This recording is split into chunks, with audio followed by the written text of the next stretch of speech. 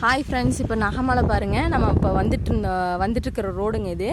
இந்த ரோடில் தான் வந்துட்டுருக்கோம். அங்கே நகமலை பாருங்கள் எப்படி இருக்குன்னு போங்க.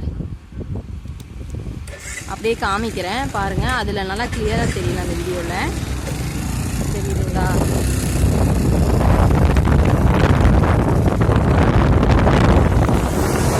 முருகர் மலைங்க.